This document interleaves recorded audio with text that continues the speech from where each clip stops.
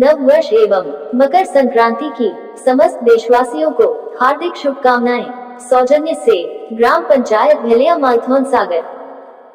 बंडा विधायक तरवर सिंह लोधी बंटू भैया की ओर से समस्त क्षेत्रवासियों एवं देशवासियों को नव वर्ष मकर संक्रांति की हार्दिक शुभकामनाएं। सौजन्य से विधायक मित्र मंडली विधानसभा क्षेत्र बंडा जिला सागर मध्य प्रदेश।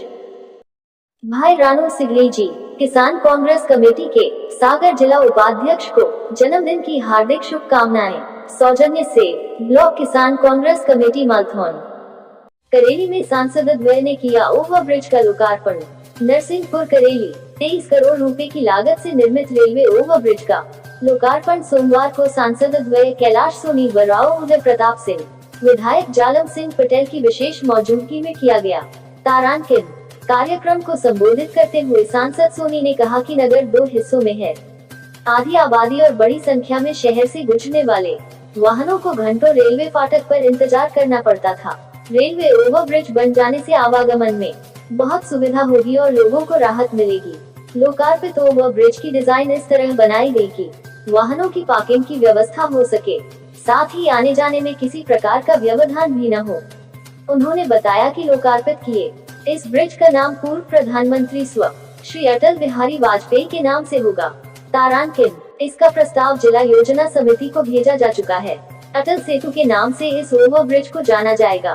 तारांकित पूर्व प्रधानमंत्री स्व श्री अटल बिहारी वाजपेयी का पुण्यसब। नरसिंहपुर से ब्यूरो चीफ प्रथम रजक की रिपोर्ट।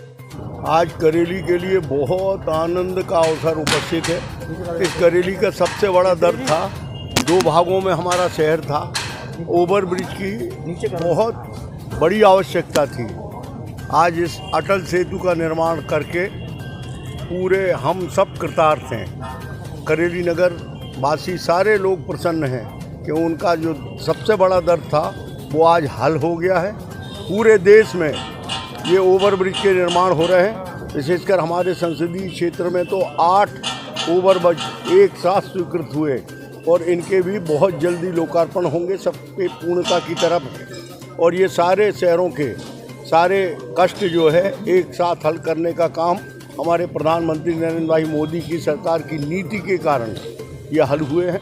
हमारी सारी समस्याएं इसी तरह से चाहे किसानों की हों चाहे नगर वासियों की हों, सबकी हल हो रही हैं। सबके लिए शहर के सारे लोगों को हम धन्यवाद देते हैं और माननीय मुख्यमंत्री जी को, माननीय प्रधानमंत्री जी को कृतज्ञता ज्ञापित करते हैं, आभार व्यक्त करते हैं।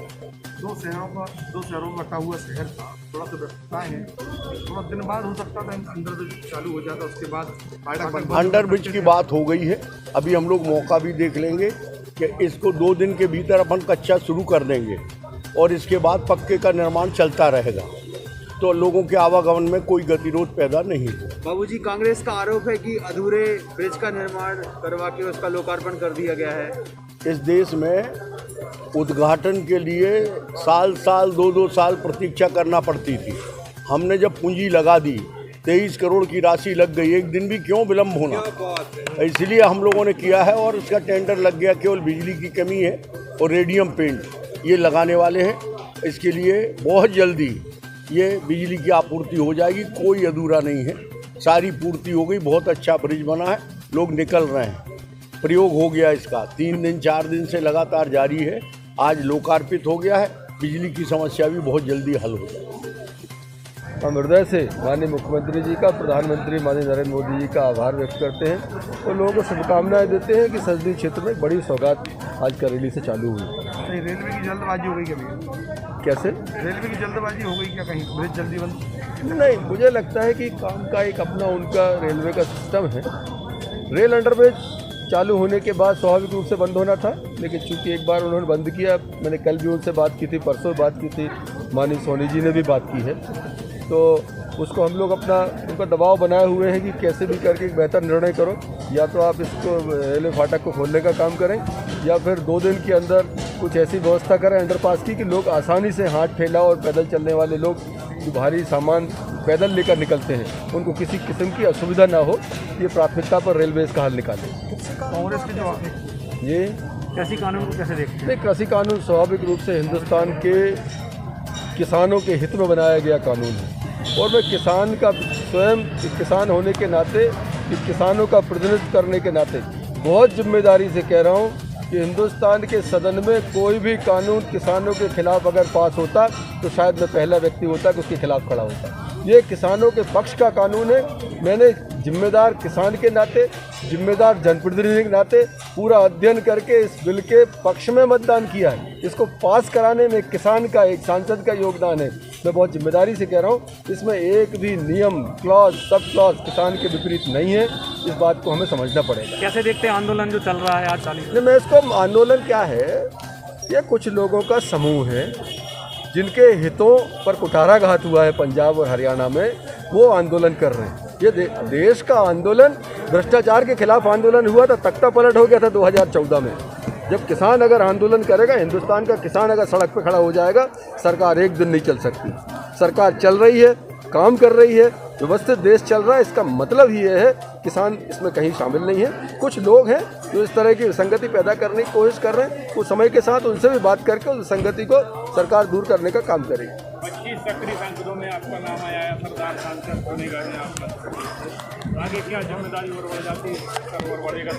स्वाभाविक रूप से चुनाव दर चुनाव पार्टी के कार्यकर्ताओं का परिश्रम, पार्टी का आशीर्वाद, मतदाताओं की कृपा और जिस ताकत से मतदाताओं ने संसद के अंदर भेजा है, ये हमारी जिम्मेदारी बनती है कि हम पूरे जागरूकता के साथ, ईमानदारी के साथ, समर्पित भाव से पूरी शक्ति से क्षेत्र के विकास और क्षेत्र हित में काम करें। और सबसे महत्वपूर्ण, जिन मतदाताओं ने हमें भेजा है वहाँ, वो मतदाता कभी उसे ऐसा नहीं लगना चाहिए कि उन्होंने अपने सांसद को दिल्ली भेजकर कोई गलती की है। पूरी चिंता से उनको साक्षी मानकर, उनको सामने रखकर क्षेत्र की प्रगति के लिए काम करता हूँ।